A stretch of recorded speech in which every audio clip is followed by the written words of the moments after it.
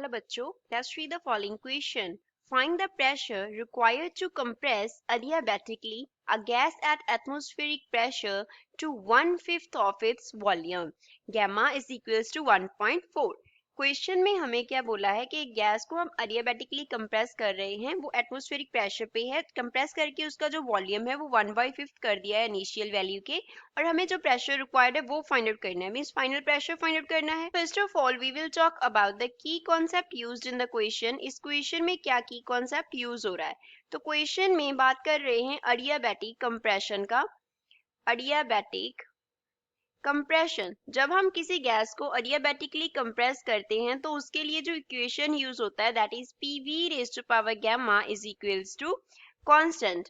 यहाँ पे जो P है वो रिप्रेजेंट करता है प्रेशर को, P here is pressure, V क्या रिप्रेजेंट करता है, ये वॉल्यूम को रिप्रेजेंट करता है। PV raise to power gamma is equals to constant है। तो अब यहाँ पे हम क्या करेंगे, इस इक्वेशन को अप्लाई करके अब इक्वेशन को सॉल्व करेंगे। मान लो जो इनिशियल वॉल्यूम है वो V1 है, V1 क्या कंसिडर कर लिया, इनिशियल वॉल्यूम, एंड V2 जो है उसको हम कंसिडर कर लेते हैं फाइनल वॉल्यूम।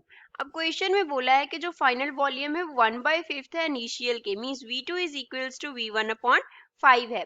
तो इनिशियल जो प्रेशर है P1 वो कितना है, एटमॉस्फेरिक प्रेशर के इक्वल है, तो 1 एटमॉस्फेयर कंसिडर कर लेते हैं। P2 हमें क्या करना है, फाइंड आउट करना है।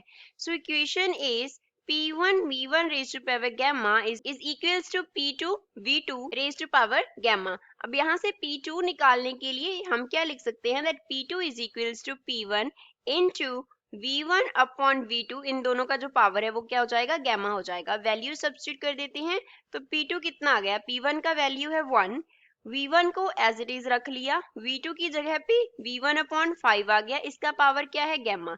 गैमा हमारे पास क्या होता है, स्पेसिफिक हीट्स की रेशो होती है CP/CV, जिसका वैल्यू क्वेश्चन में 1.4 दिया है।